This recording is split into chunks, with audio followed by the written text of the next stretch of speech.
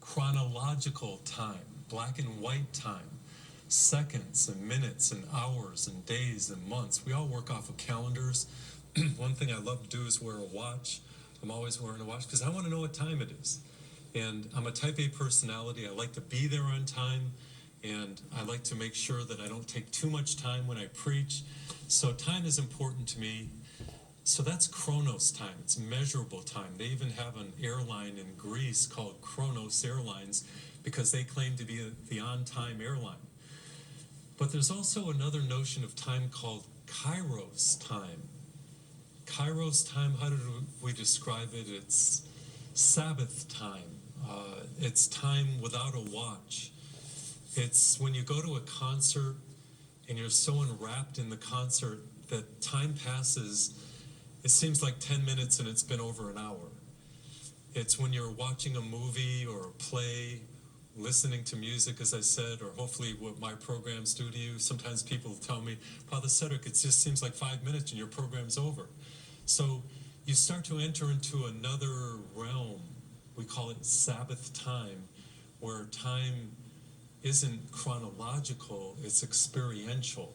The subject of time is something very important in the Bible. Think about when Jesus took Peter, James, and John up to the Mount of Transfiguration, and Peter was so amazed at the glory. He had entered into Sabbath time, into Kairos time, and he said, Lord, let me build 3 booths for you and Moses and Elijah, because he wanted to stay there. He said, it's good for us to be here.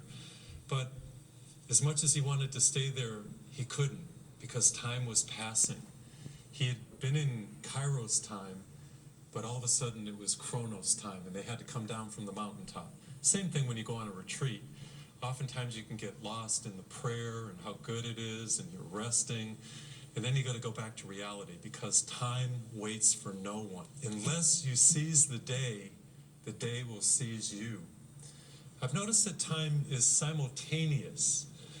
So what do I mean by that? Well, at the same time that I'm taping this program, people are involved in traffic, there are ball games going on, there are different TV programs going on, the world is spinning, 7.8 billion people are living at the same thing. So it's simultaneous. And then time is sequential. It moves forward. It's kind of like a river that's flowing. And then very quickly, I've noticed that time is episodical. These are episodes. I have 8 episodes in this series about through him, with him, and in him. Each episode is a little bit different. In order to get to the studio, I'm in the car driving. That's one episode. All of a sudden I arrive here. It's another episode. I get here, start to preach. That's an episode. Then I'll be driving home. That's an episode.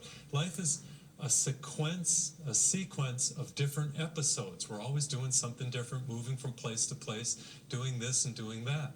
And so time, it's hard to get a handle on. You can either be like a boat on a river just flowing along and letting the river take you, or you can steer the ship and determine the way that you're going to make your time turn out. Everybody has the same amount of time, but not everybody is steering the ship. Not everybody is using their time wisely. People ask me all the time, Father Cedric, you've written 23 books. Where do you find the time? And I appreciate that comment, but I don't find the time. I make the time. I'm disciplined, self-control. And unless you have discipline and self-control, time is